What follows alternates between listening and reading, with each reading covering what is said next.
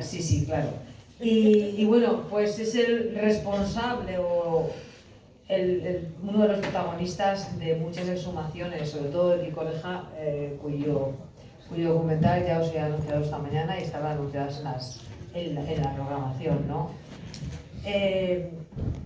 Ha colaborado con muchísimas entidades, tiene publicaciones, pero yo creo que ahora hoy lo que vamos a destacar solamente es este gran proyecto que es Todos los Nombres, que tiene una página, todoslosnombres.org, y bueno, pues ese banco audiovisual para la memoria social de Andalucía y el Centro de Interpretación Memorial de los Merinales. Entonces, realmente, bueno, pues él se encarga sobre todo de esas exhumaciones del sur de España y del antiguo sur de España, es decir, no solamente Extremadura, Andalucía, sino también del norte de África, que es algo muy novedoso porque, claro, el norte de África fue parte de España, ¿no? Y bueno, pues él también está luchando por que la memoria histórica también tenga esa visualización y ese reconocimiento. Entonces, yo no me voy a extender más porque él tiene muchas cosas que contar y mejor contadas que yo. Así que, adelante, Cecilio. Gracias. Y ya me cortas cuando tú quieras, ¿eh? Sí, Yo soy más de distancias cortas que estas cosas, ¿eh? O sea, esto me acojona, ¿no? Yo contigo, con el otro, puedo estar 6 horas hablando directamente sin ningún tipo de problema, ¿no? Pero así en público y, en fin, con estas cosas se me ocurren los puntos. La compañera ha dicho lo del tema de las fosas comunes. Yo realmente, y el grupo que yo coordino, que es Recuperando la Memoria de la Historia Social de Andalucía, cuando lo creamos todavía lo de la memoria histórica no era de uso común, ¿eh? En todo caso estábamos vinculados a ese término de historia social, de la historia social. ¿Y qué queríamos nosotros hacer en un principio? Pues después de estar harto de tener cargo del sindicato, dijimos ya se acabó, ahora vamos a hacer lo que nosotros queremos. ¿Y qué era? Pues recuperar fundamentalmente la historia de los hombres malditos, de los anarquistas malditos, de Andalucía, de Sevilla, etcétera, ¿no? Y imaginarse que la primera intervención que hacemos es una maratón escribiendo. ¿Escribiendo qué? Fotocopias de las memorias de un médico maldito de Sevilla, que era el doctor Pedro Ballina. Y fue tal éxito de público y de participación que se vendió un libro sin haber libro. O sea, solamente del trabajo que habían hecho la gente picando en ordenadores, habíamos conseguido que la gente se entusiasmara con la idea, ¿no? Y después de eso hicimos un libro que a ustedes os sonará porque habéis tenido este año un par de víctimas aquí, que eran los de las olas de calor, ¿no? El convenio de la construcción de Sevilla, de una jornada laboral de 36 horas semanales. Ese convenio de la construcción se firmó en 1936 y para los madrileños que no lo sepan, Madrid, el 18 de julio había una huelga de la construcción para unirse a ese convenio de Sevilla, ¿no? O sea, es decir, ese convenio todavía no se ha igualado, no se ha podido igualar en los beneficios que dio a la clase trabajadora y al sector de la construcción. En Sevilla, donde tuvo en vigor menos de un mes, porque se firmó en junio y el 18 de julio fue el golpe, ¿no? O sea, en ese sentido, ¿no? Entonces, en un caso concreto, dijimos que nos metimos en varios trabajos. Ese banco de imágenes del que tú hablas lo aprobó el Parlamento andaluz, pero nunca se ejecutó, o nosotros no nos enteramos que se ejecutara, que es otra de las posibilidades que ocurre con la administración, y empezábamos a recibir correos y anuncios y visitas y tal, con una sola pregunta. ¿Y por qué no ayudáis a saber dónde están los abuelos? Y los padres, porque todavía había hijos vivos. Ya hoy han conseguido que se mueran casi todos, ¿no? Pero bueno, ¿por qué no centráis vuestro trabajo en saber qué pasa con los desaparecidos? Algunos era la primera vez que escuchábamos hablar de desaparecidos de la guerra. Y no sé si a mucha gente todavía no sabe ni siquiera lo que es un desaparecido de la guerra, ¿no? porque fuera desaparecido en la guerra, sino que desapareció en el periodo comprendido entre el 36 y 39. Aquel que se lo llevaron de su casa y ya no se supo más de él. Pero nadie sabe nada más. Y los vecinos, los ciudadanos se dirigían a las administraciones y las administraciones no tenían nada que contar, no tenían nada que informar. O sea que aquellos que controlan desde que nacemos hasta que nos morimos, en el caso ese concreto no se sabe, no contesta. Y era más grave aún el tema, porque la derecha, incluso las propias administraciones, es más, incluso muchos historiadores, algunos de ellos incluso catedráticos, decían que si no me trae la partida de defunción, eso de que estás muerto o desaparecido será un rollo tuyo que te estás marcando. Si no hay documento, no existe lo que estás reclamando. Y entonces resulta que tenemos miles de desaparecidos. Lo contaba esta mañana Emilio haciendo referencia a una página de Leiret sobre su padre, que fue de las primeras víctimas, si no la primera de las primeras, en Melilla. Y publicó una página completa del País. La página completa del País vale una pasta, gansa. Pero es obligatorio si quieres inscribirlo en el registro civil. Nosotros hicimos esa gestión en su momento y nos costó inscribir a una mujer muy famosa en Andalucía, que era la nieta de Seisdedos, el de Casavieja, y nos costó 2.500 euros inscribirla en el registro civil. Eso está tirado. Eso es de oferta. ¿Por qué? Porque el público se ofreció a poner en su periódico, el diario, gratuitamente con tal de que se pusiera allí. Pero si se hubiera puesto en el País, en vez de costarnos 2.500 euros, nos hubiera costado 5.500. Pero es un trámite obligatorio. O sea, legalmente es obligatorio que cuando tú pides la inscripción de un desaparecido, el juez te pide, primero, que tiene que salir un anuncio suyo del juez en el Boletín Oficial del Estado, pasando por caja. Tiene que salir un anuncio en un periódico local, pasando por caja. En un periódico nacional, caja. El procurador, el abogado, etcétera, etcétera. Entonces tienes tú ahí un montante económico que quizás sea lo que mueva que todavía hoy no se inscriban de oficio a los desaparecidos. A pesar de que se puede hacer de oficio. ¿Cómo?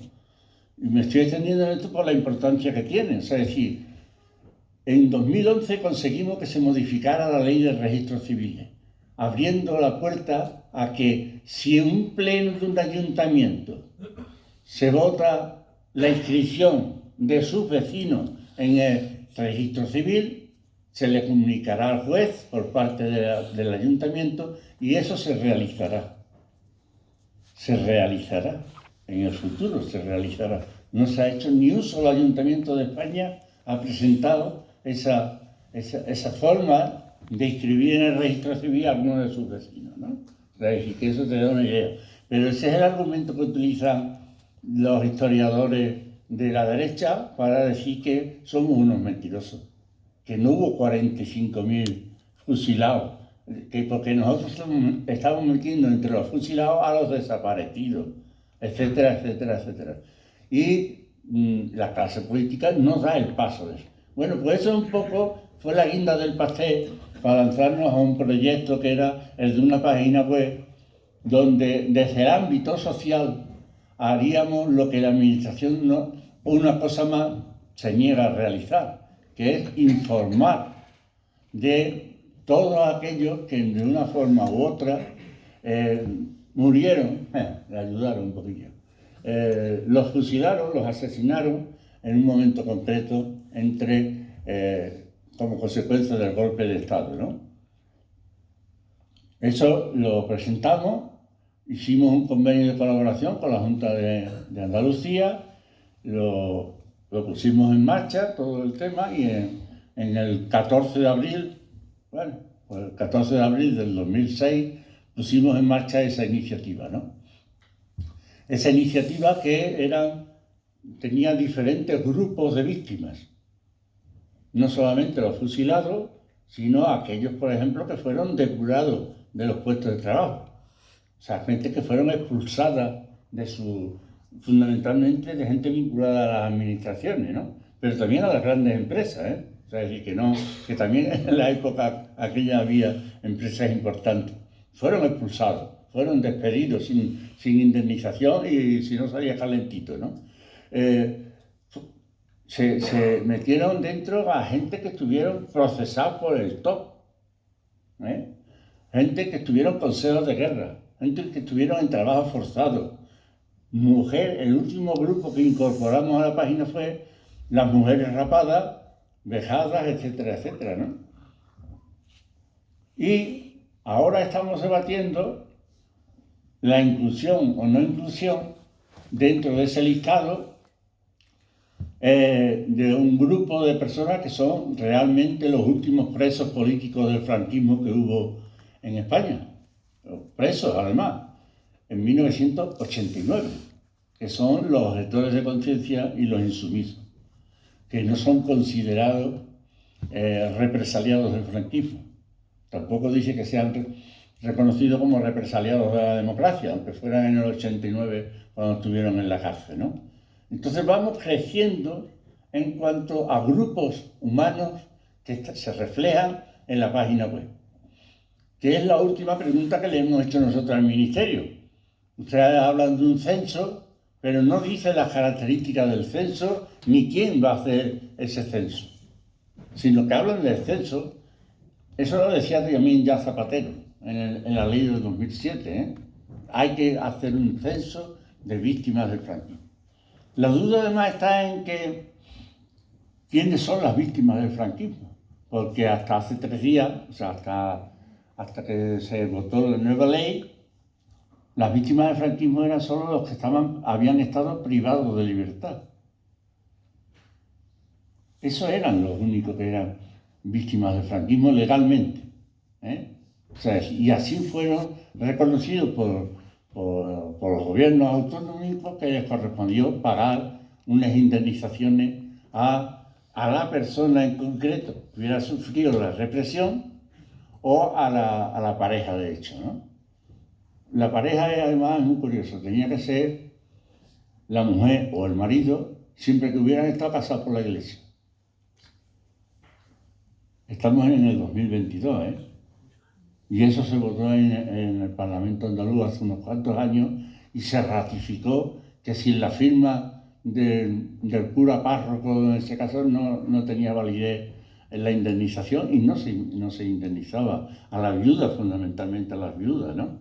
Entonces empezamos a sumar estos grupos humanos, ¿no? Los guerrilleros, que se me había olvidado, ¿no? De hacer una mención a ellos, y los enlaces, ¿no? Que son más de lo que mucha gente se cree. Yo llevo 6 meses metiendo nombres en la página web de guerrilleros de Andalucía, nada más. Y llevo 6 meses metiendo nombres. Y el libro de donde estamos sacando, que es de reciente publicación, tiene 500 páginas. Yo no tengo ni idea de cuándo voy a terminar. Pero lo que sí digo es que en estos momentos, ahora mismo, la página web, si no me han engañado los compañeros o la compañera que me lo ha dicho, tiene 116.661 nombres.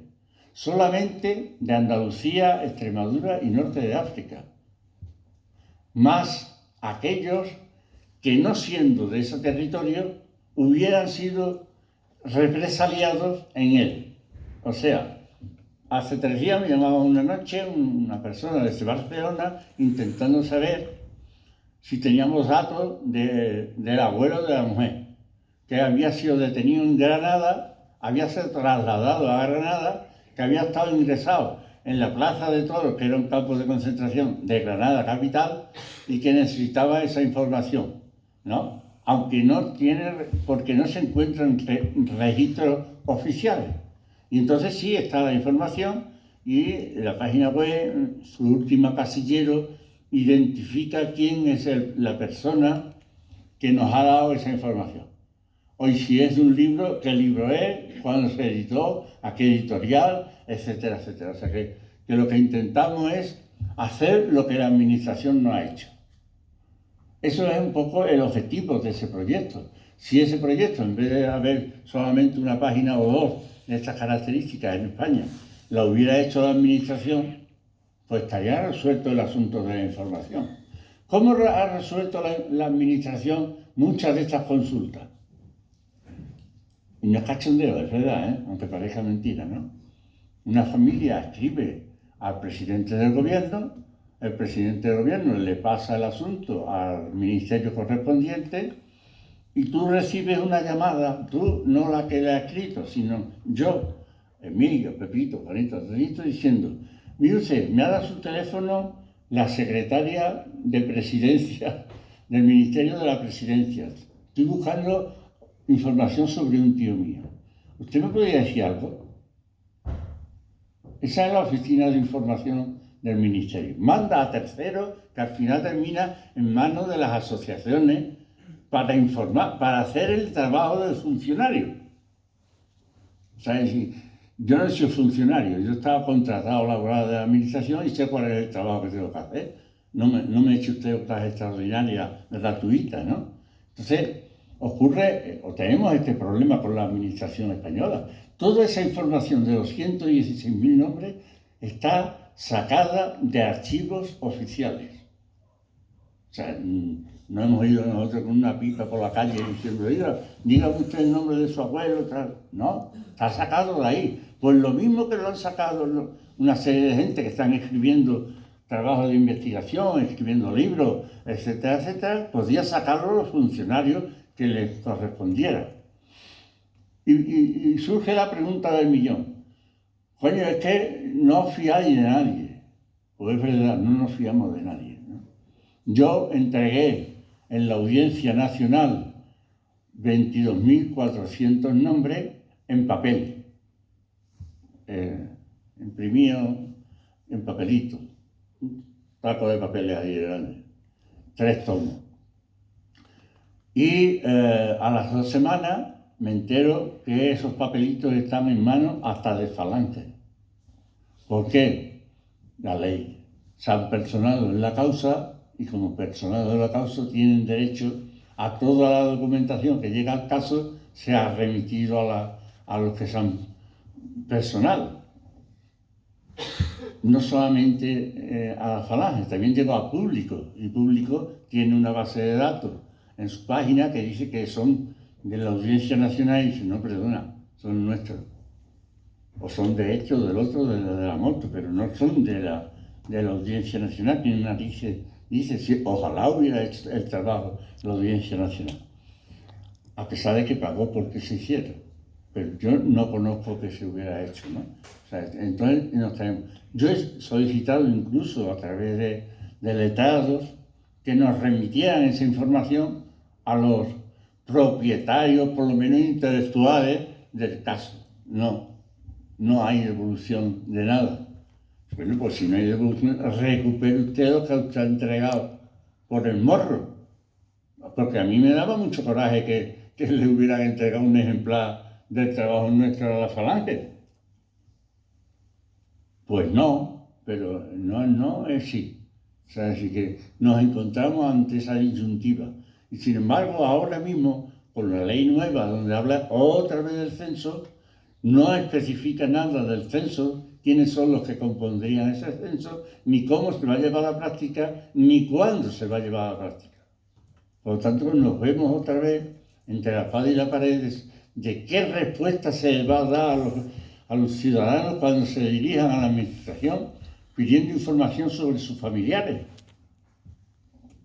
Pues yo creo que no va a ganar ninguna respuesta y no va a pasar nada, sino que seguiremos los negros, seguiremos trabajando todos los días constituyendo esa base de datos tan necesaria.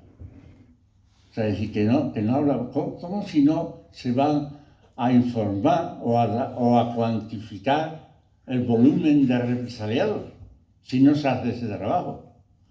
Sí hemos conseguido una cosa, y no nos la podemos atribuir nosotros, sino a la sociedad, que desde el año 2000 para acá, todo el que escriba un libro de historia, sobre todo de historia local, como no tenga atrás un listado, un anexo de las víctimas de la represión de ese pueblo, ese libro no funciona.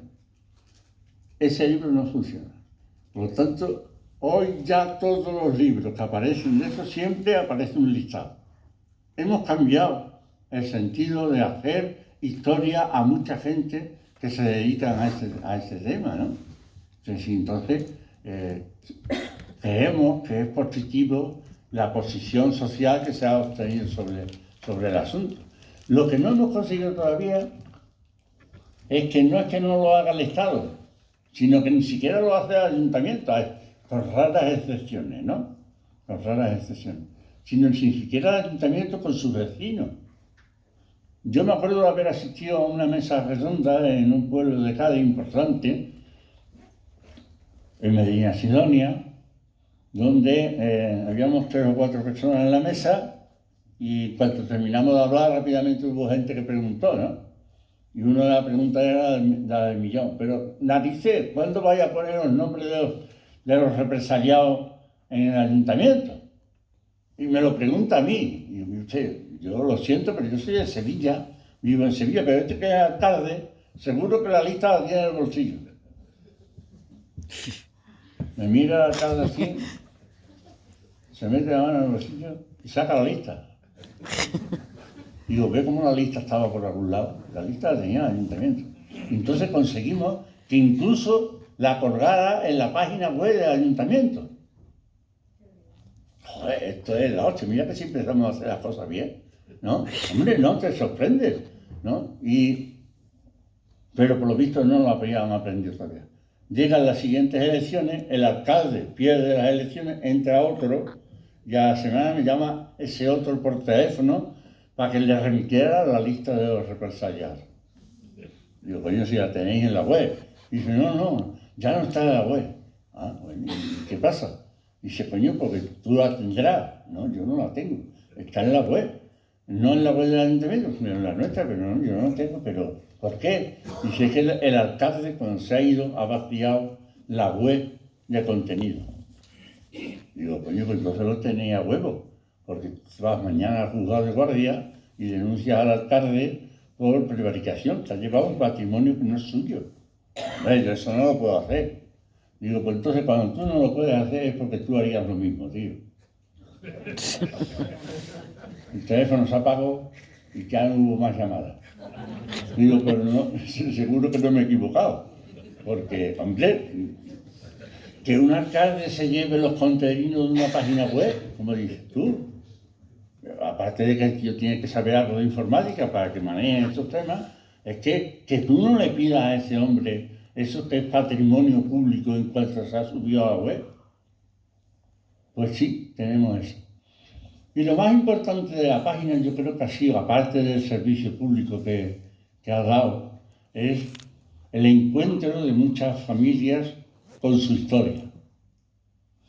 Y ahí hablo ya incluso en nombre propio, ¿no? Sé que aquí es mi tío, del cual yo me enteré que había sido fusilado en el 2004. Con 50 años me entero yo de que yo también tenía un fusilado en la familia. Que yo siempre iba a las reuniones y decía, que yo aquí no tengo ningún represaliado, ¿eh? O sea, que yo no.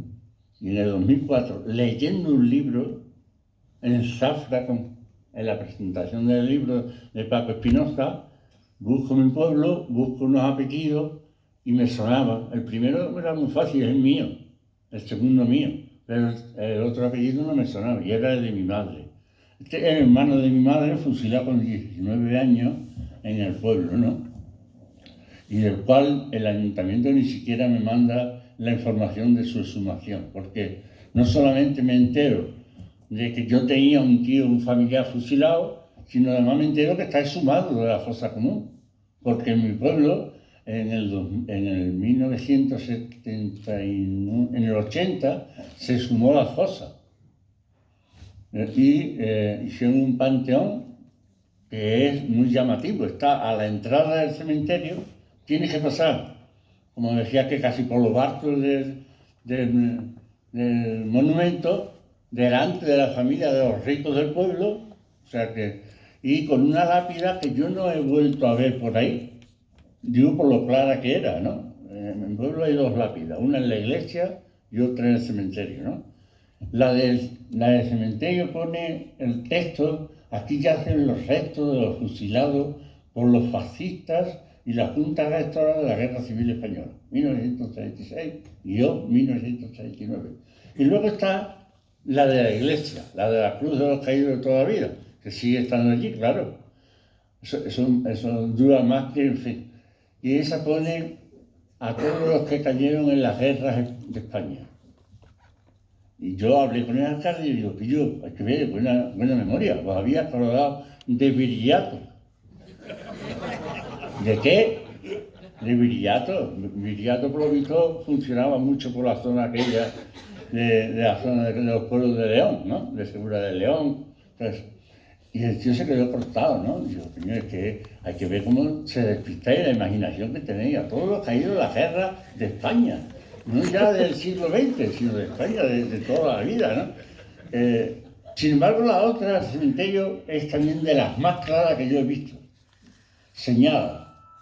Y en el caso de la Junta Gestora de la Guerra Civil Española son los 3 mosqueteros del pueblo. O sea, en cada pueblo existía la Junta Gestora de la Guerra Civil, comandante de la Guardia Civil, el cura párroco y el alcalde. Estaba señalándolo. De maravilla, ¿no? O sea, te cuentas con ese tipo de detalles.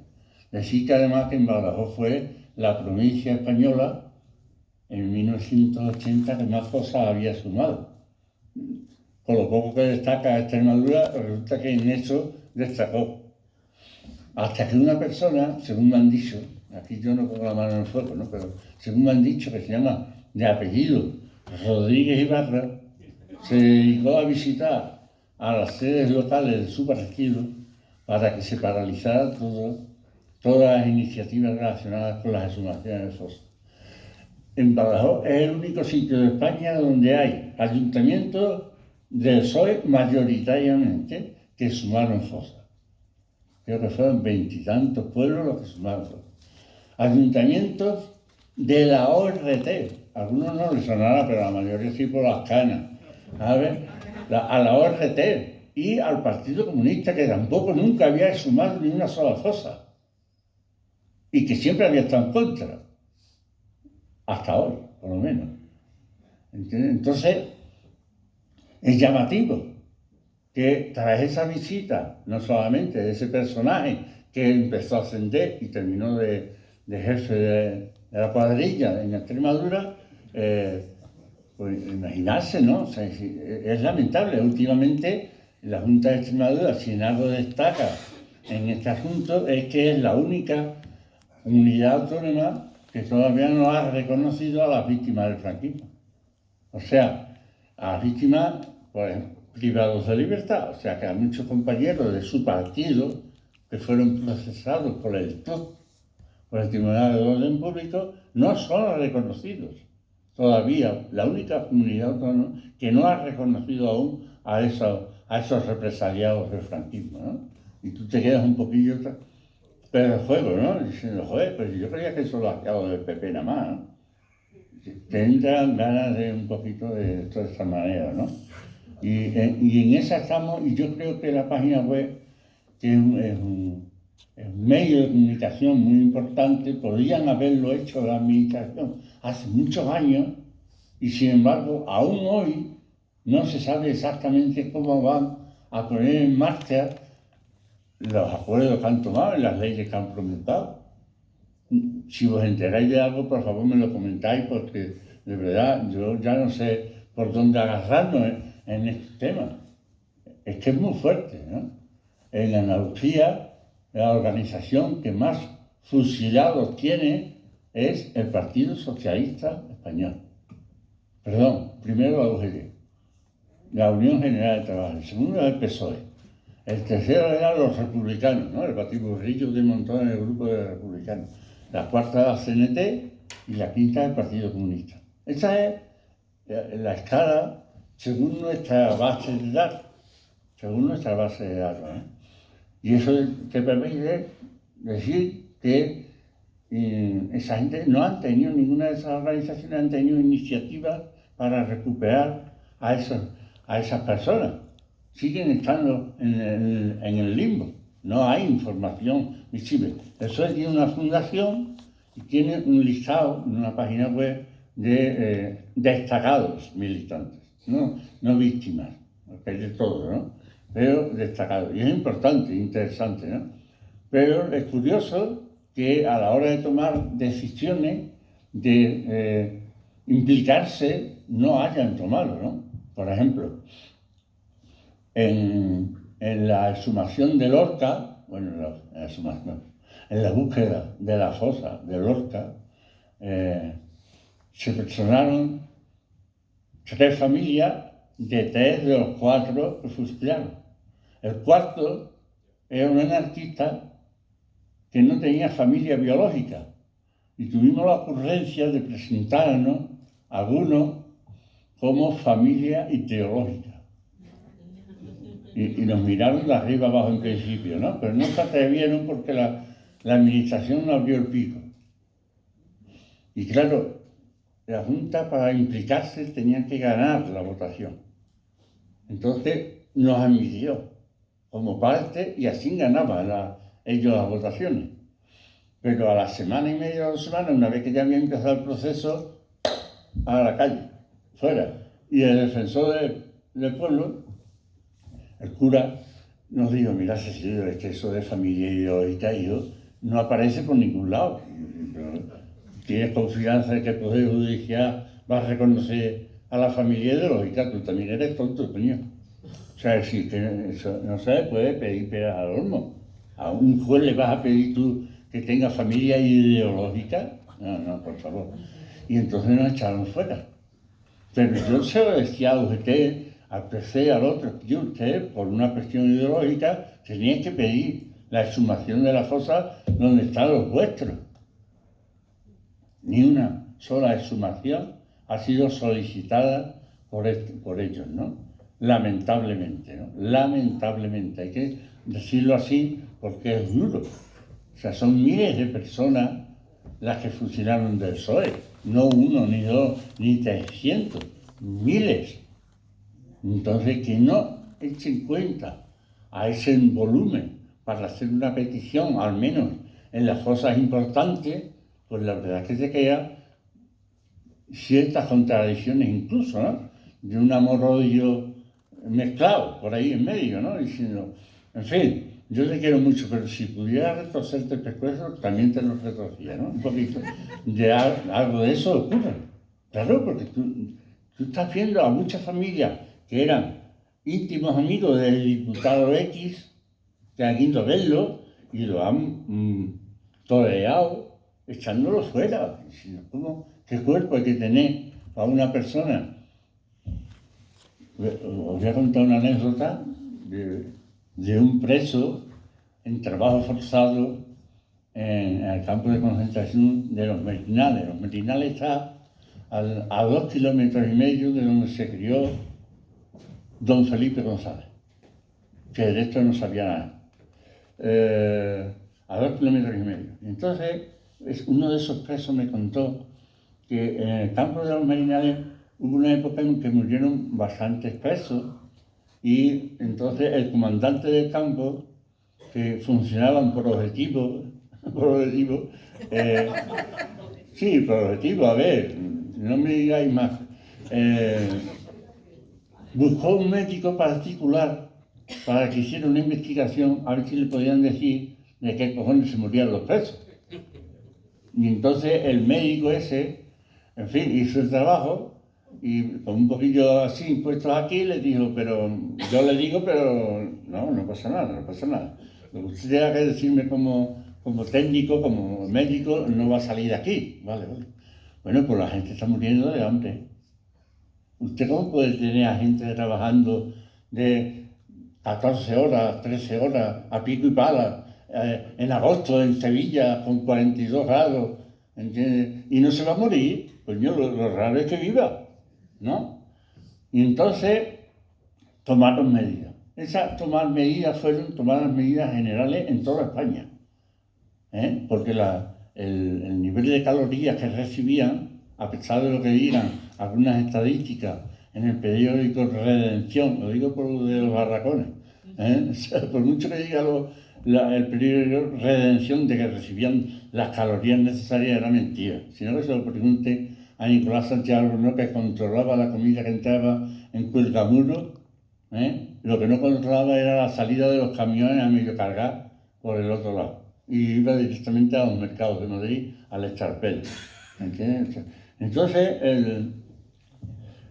el médico, al final logré que ese peso del PSOE, del cotizante directo, o sea, que él iba, no, yo voy todos los meses a la tesorería y pago mi cuota. Me dice el nombre del médico y yo me quedé pasmado. Digo, coño, ¿y eso no se lo has contado a la familia? Dice, no. Joder, pues vaya tela, tío. Y yo un día vi a uno de los hijos de ese, ¿no? Que participaba en la tortilla con Felipe González, ¿no? Y se lo dije. Digo, oye, ¿tú sabes de tu padre que estuvo en tal sitio, que hizo el informe? No, digo, pues darle las gracias al preso que todavía vive en Bellavista, ¿no? El diputado que estuvo de todo durante un montón de años también, con responsabilidades políticas en el gobierno de Felipe González. ¿Usted se cree que se me ha olvidado el nombre ahora mismo? De Coria del Río. ¿Yañez? Yáñez, exactamente, de los Yáñez. No sé si os suena, ¿no? Apellido, no, Pues un preso le cuenta a la familia Yáñez la historia de su propio padre. Digo, pues ya sabes algo más que tienes que agradecerle, ¿no? A los presos, ¿no? Eso, de esos tipos de curiosidades todas las que quería. Y en el ámbito de la página y vinculado a la historia de fichas de la página, todas las que queráis. 2 mujeres, una en Buenos Aires y otra en Nueva York. Miran la página y encuentran a un tío que estaban buscando hacía tiempo. Y lo encuentran ahí y nos mandan un correo para que rectifiquemos la información que aparece en la página. Porque su tío no murió fusilado. Su tío murió en la guerra. Y de hecho ellos tienen una carta del cuartel general del generalísimo y no sé qué, no sé cuánto, agradeciendo la donación de anillos de casado a la causa nacional. Esa es la información que nos dan esas 2 mujeres.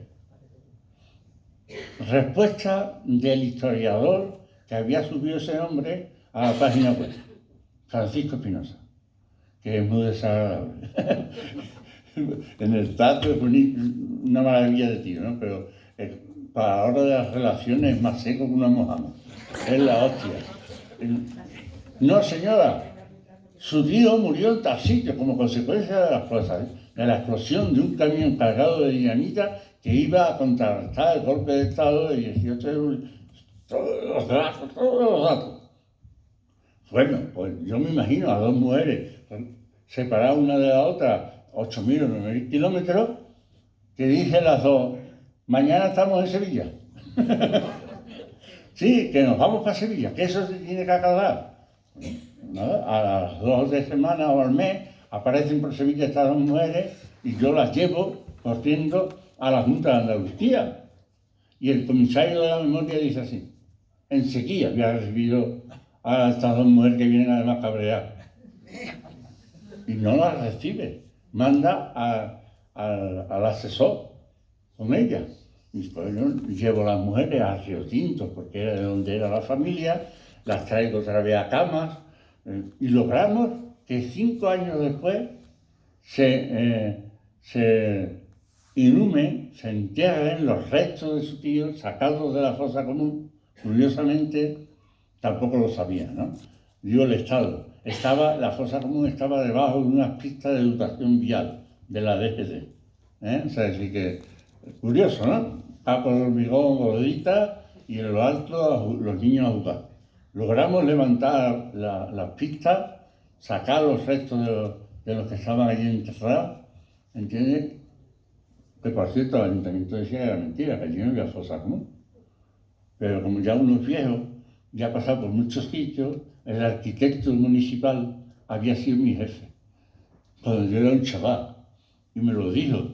Dice, no, tú busca, tú busca que está ahí. Que ya yo avisé en su día de que allí había una fosa común. Y entonces se abrió y se encontraron los restos de esa persona. Esto es una de las historias, ¿no? Conseguir que a través de la página se haya aclarado la historia de una persona, pero además presionar a través de ella a un equipo de gobierno para que se haga una exhumación y se entierren dignamente los restos, ¿no? Otra, un correo electrónico desde Francia pidiendo información sobre una persona que su abuela, que su madre estaba a punto de morirse y quería saber qué había pasado con su marido. Esa era la historia escuetamente. Y llega el correo y el nombre que aparece de la persona que busca la información, en el equipo de todos los nombres somos 4 personas, donde cada correo que entra en la página se abre directamente a todos los miembros del equipo, ¿no? A los 5 minutos nos estamos llamando todos por teléfono porque a todos nos suena ese apellido y ese nombre. Eran 2 hermanos de Constantina, enterrados en el campo de concentración de la Corchuela, que durante una operación de carga y descarga de cemento de un tren, 6 de ellos se escapan y se fugan. Y los van cazando uno a uno por todos lados, de los cuales al final solamente uno se libra, por decirlo de alguna manera, porque está en la cárcel hasta el año 60 y tanto, o sea, es decir, que desde la guerra hasta el 60 y tanto se tira de cárceles y campos de concentración. Y 2, uno los fusilan en las tapias del cementerio y 2 los fusilan en el propio campo de concentración de la Corchuela. Y una vez que los han fusilado, hacen pasear delante de los cadáveres a todos los presos de 3 campos de concentración cercanos uno de los otros, ¿no? Y vista a la derecha, al frente, vista a la derecha, al frente, etcétera, etcétera, ¿no? Hay un documental que cuenta esa historia y algunas más sobre el canal de los presos, donde podéis escuchar los testimonios de las personas que estuvieron presentes en aquella historia, ¿no? Del fusilamiento, ¿no? Los militares tenían una cosa muy clara, a ellos que no le cargaran el marrón de nada. Por lo tanto, intentaban por todos los medios que en sus instalaciones, o en aquellas que estaban ellos controladas por ellos, no muriera nadie. Sino que si estaba malo, al hospital o a la cárcel. Y si moría en la cárcel o en el hospital, pero no en una instalación militar. O si no, a su casa. Lo ha dicho esta mañana un compañero, creo, ¿no? ¿No? La compañera de la tesis. Si no, a su casa, y en su casa moría y la caía a la tumba. No, a esos 2 los matan físicamente en el campo de concentración, de la Corchuela. Y en esos campos de concentración, aunque no lo diga el gobierno, en verano sobre todo aparecen gente. Vienen de Bélgica, vienen de Holanda, vienen de la provincia de al lado, o sea, y es un constante paseo de personas que pasan por allí, ¿entiendes? De Suiza, o sea, que vienen de los sitios más extraños, ¿no? A ver el sitio donde estuvo el abuelo. Y vienen con los nietos a enseñarles el sitio donde tenía el abuelo un montón de tiempo, ¿no? Y se les nota a muchos de ellos en la cara cuando salen de allí, ¿no? Como de una satisfacción de al menos, casi como el deber cumplido, ¿no? Ya le he enseñado a mis niños dónde estuvo su abuelo, o su bisabuelo en algunos casos, ¿no? O sea, bueno, pues imaginarse la carita que ponemos nosotros cuando nos cuentan estas historias a las propias gente que han encontrado información a través de una página web que es de una iniciativa social. Y hay que reclamar ese término cada vez con más fuerza. Lo que no se atreve a hacer el Estado, lo tenemos que hacer la sociedad civil. Y lo tenemos que hacer con todas sus consecuencias. ¿Entiendes? Y cuando te dicen, como nos han dicho, ¿no?, que el censo de víctimas del franquismo, según la nueva ley, será no censo de víctimas del franquismo, serán censos de víctimas de la guerra. Guerra. y en la guerra mueren Toquichi. Por lo tanto, en esa página web, ya termino, irán todos. Entonces, el compañero que iba representando la página dice, no, todos no, nosotros no vamos a ir. En esa lista que usted va a publicar, la nuestra, nuestro trabajo, no se va a ver reflejado. Si usted quiere subir a la gente de derecha, o a la gente de Falange, o a los que murieron en el frente de Rusia, pues nosotros no podemos decir que no. Pero desde luego los míos no van a hallar al agujero ese, ¿no? Bueno, entonces matarlo por segunda vez. Y nada, perdonad.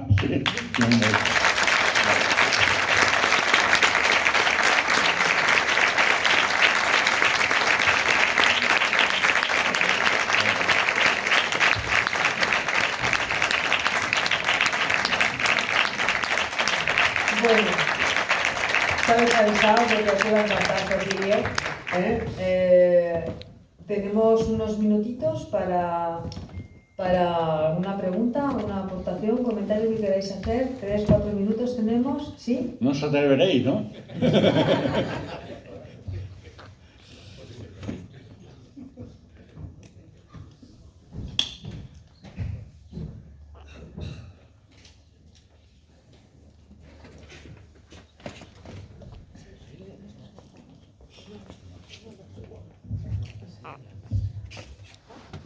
Sí.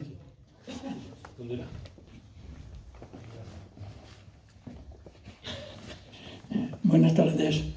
Yo le quería hacer no es pregunta, sino simplemente aclarar algo sobre lo que has dicho para el registro civil de los fusilados en la guerra civil.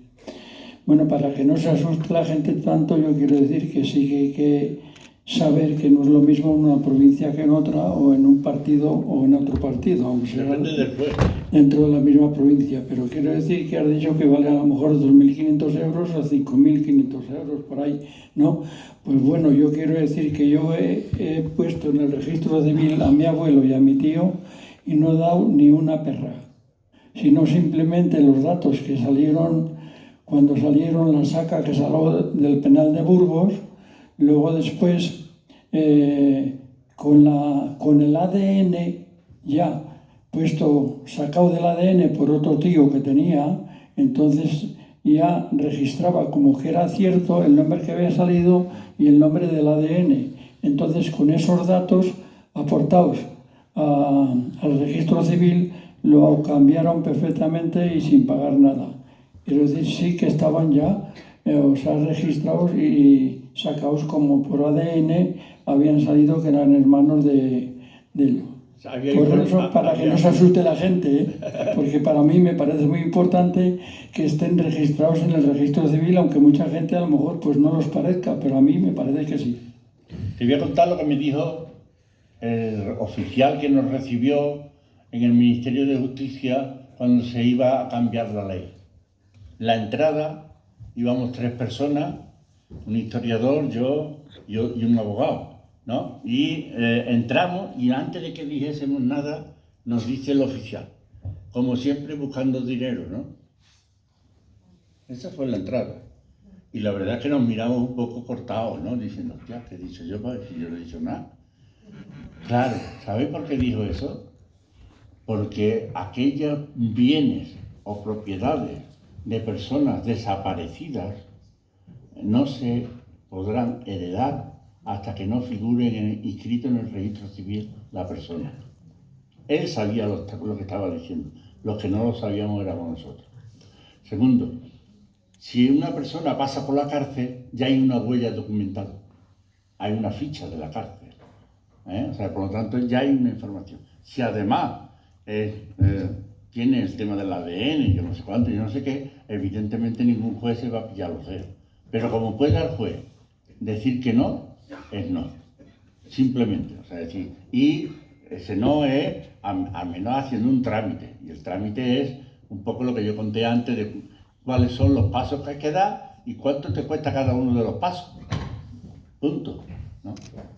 Muy bien, muchas gracias. Tenemos 2 preguntas y son las últimas. Estaba aquel caballero de allí del fondo, y luego Cristina. Un momentito, espera el micro, por favor. Sí. Voy a matar salto escalera contra escalera. Es que estáis hablando de dos cosas diferentes. Cecilio habla de un trámite de declaración de ausencia que exige el paso del tiempo, una publicidad, y Fernando García habla de que se encontró en la fosa de Villameor de los Montes el cuerpo de su abuelo. Documentalmente se pudo justificar que eran ellos los 21 personas que estaban allí y que efectivamente era él y que se inscribía el fallecimiento. No el fallecimiento civil después de una declaración de ausencia, que es lo que te exige la publicidad y esas 2.500 pelas o 2.000 euros. Son dos cosas diferentes, una vez que acabó la guerra, hubo cantidad de gente que tuvo que efectivamente heredar y no tuvo más remedio que iniciar un trámite ante el juez que llevaba el registro civil, en el cual normalmente se llevaba a 2 testigos que manifestaban muchas veces cosas inventadas para inscribir el fallecimiento. Pero claro, son dos cosas diferentes. Una cosa es el fallecimiento civil y otra cosa es lo que dice Fernando. Fernando se pudo demostrar que su abuelo estaba allí con otras 21 personas y que era él, era ese cuerpo, el número, no me acuerdo Fernando, creo que era 9, no sé, no me acuerdo. Pero son dos cosas diferentes, son dos cosas diferentes. Se me ha olvidado decir un detalle, que también la fecha es importante. La mayoría de esas desapariciones se da entre el 18 de julio de 1936 y finales de febrero de 1937, que es donde se fusila a la gente por bando de guerra. Sí. Y es donde están los desaparecidos a mogollón. A partir de 1937 la gente se le fusila igual que antes, pero como consecuencia de un habitualmente consejo de guerra, de una sentencia de un... Pero esos en el expediente van a aparecer al final, Eso. van a aparecer inscritos, porque los propios militares les van a escribir, van a dar el registro y les van a escribir. Bueno, vamos a ver, me acuerdo que hubo una frase que a mí se me quedó hace muchos años en un libro, creo que era de Rafael Torres, cuando hablaba de la enorme cantidad de conceptos, hablaba de un estercolero de palabras, que eran desaparecidos, fusilados, ejecutados, llamémosles por el nombre que realmente hay que llamarlos. Fueron asesinados. Totalmente. Lo digo porque, bueno, es decir, todos sabemos que al final eran eufemismos para ocultar lo que realmente sucedió, ¿no? Respecto a lo que... Bueno, una cosa, yo hace muchos años leí, lo digo porque era un andaluz quien lo escribió, un libro, se lo acabo de decir a Emilio, El hombre del saco. Sí. A mí me impresionó aquel libro, me parece que se llamaba Antonio García o Antonio... y bueno, fue una persona que me parece que era un practicante en medicina, me parece, que recorrió los pueblos de Andalucía y fue recogiendo documentación, ¿no? Y bueno, pues este hombre más o menos... es un libro que a mí no me ha llegado, no lo he visto nunca, lo he visto en fotocopia, me lo mandó un amigo que vive en Sevilla y me lo mandó, ¿no? Y era una de estas personas que recogió aquella información en aquellos momentos que era, a mí me resultó siempre demoledor aquel libro, y me acordaba ahora, por el hecho de que era andaluz, y bueno, respecto al tema de... yo recuerdo haber entrevistado en una ocasión en un familiar, soy de la zona de Aranda, de Fernando, que están por ahí, Sí. y recuerdo estar hablando con la hija de una de las personas que habían asesinado, y apareció su hijo había estado conmigo en el instituto. Cuando él llegó allí, me saludó y me preguntó que por qué estaba yo allí, ¿no?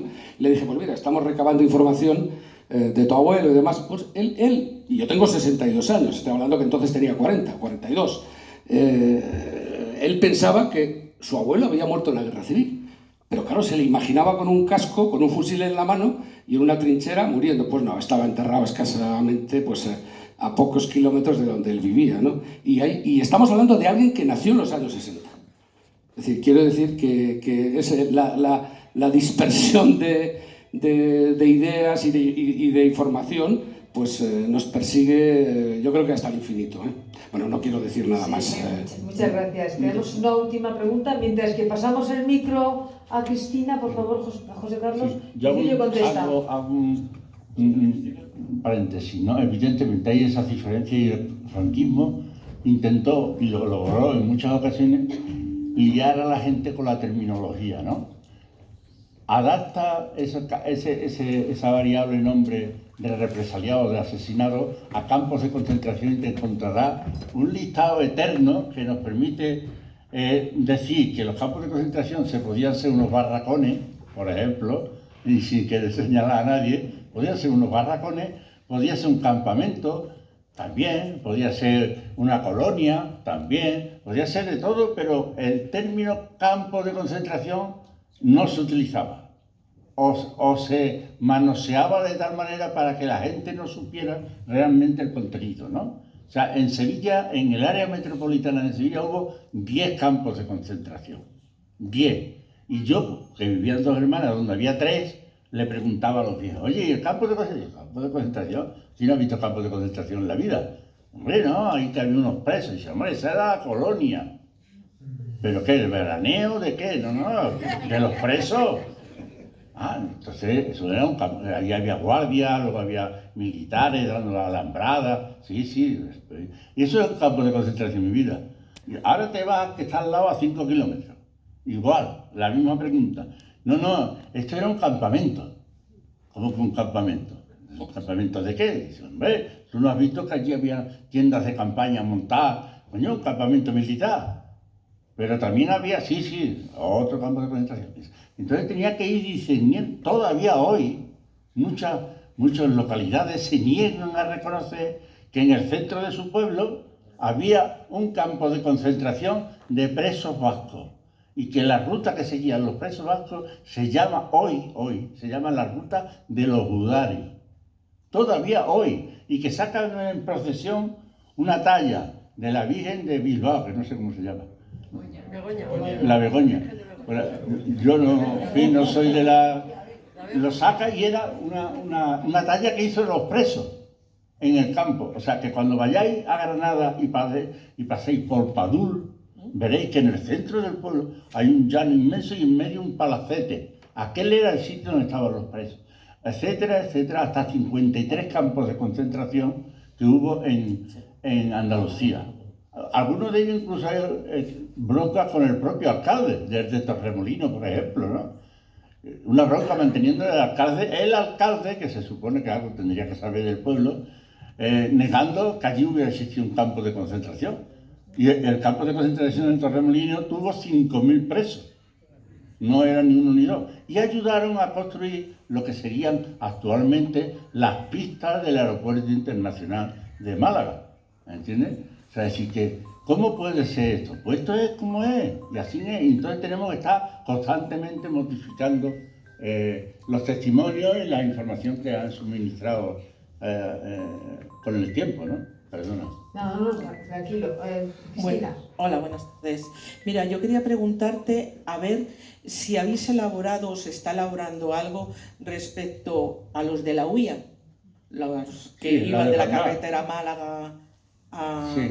Almería. Entonces, se sabe que ahí hay fosas a lo largo de... Si hay algo, si tenéis alguna documentación, alguna información al respecto. Porque, Cada vez hay menos información, nunca he visto un informe de ningún tipo. Acaba de celebrarse un congreso internacional en Mollina, en la provincia de Málaga, en un pueblo al lado de Antequera.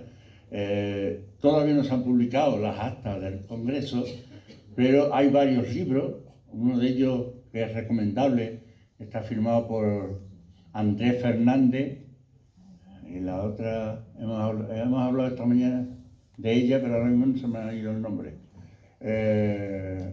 Una compañera, una historiadora de Málaga, que es de los libros más completos sobre la desbandada, ¿no? Sí. O sea, es decir, que el problema de eso es que, según lo que nos han contado, porque no hay otra manera de confirmarlo, es que cuando eran bombardeados iban quedando decenas por el camino de muertos, de todos los tipos, de todas las edades, etcétera.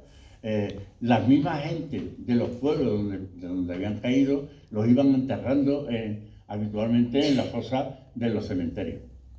Pero muchos desaparecían porque habían caído al mar. O sea, esa carretera es un zigzag por la orilla del mar. ¿Entiendes? Muchos con las explosiones caían al mar sus cuerpos. Otros fueron que se escaparon y lograron salir con vida. Por ejemplo, en Órgiva se sabe que hay varias fosas grandes, importantes, de gente que al llegar a Salobreña o Almuñeca creo que Yo se sí. desviaban y tiraban para Granada capital, a coger las pujarras, Sí. y los cazaban allí, y los llevaban al Lanjarón, y ahora sí y allí mismo los fusilaban, ¿no? O sea, de eso, y por lo tanto, los que lograban llegar a Motril, y una vez pasado a Motril, ya era zona republicana, terminaban en Almería, y algunos terminaron en Francia, o sea, siguiendo por la costa, unos trozos andando y otros trozos en coches, o en autobuses, o en trenes, ¿no? Sí, sí. Pero no hay mucha documentación visible, ¿no? O sea, es decir, a excepción de los 2 o 3 libros que hay en venta, o sea, es decir, que existen esos libros, ¿no? Lo digo por la gran cantidad que se habla de desaparecidos. Sí. En- Pero te lo cuenta la propia gente que han sobrevivido. O sea, es decir, lo de la desbandada se lleva haciendo... hay además muchas desbandadas. Sí. Hay Sí. muchas desbandadas, Sí.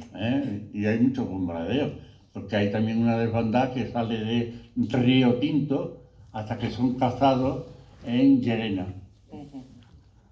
O sea, salen de Huelva, de la provincia de Huelva, y los cazan a la altura de Llerena, en la provincia de Badajoz.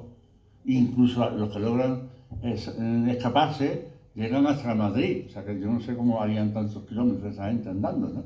O sea, es tremendo, ¿no? Y alguien habló aquí sobre la matanza de un pueblo. Alguien habló. Es que hay uno de los libros que he traído que es sobre la historia del Aral, lo de El hombre del saco. Exactamente. Bueno, pues una de las historias más espeluznantes de la represión en Andalucía está ahí un tocomocho así de gordo de uno de los mejores investigadores de Andalucía, José María García Márquez, sobre, en este caso, sobre un pueblo que se llama Aral, el Aral, ¿no? Perdón. No. Al lío. Es una pena que tengamos que dejar de escucharte porque tenemos que seguir las jornadas, pero bueno, ya te escucharemos en otras ocasiones. Cecilio, Hombre. muchísimas gracias.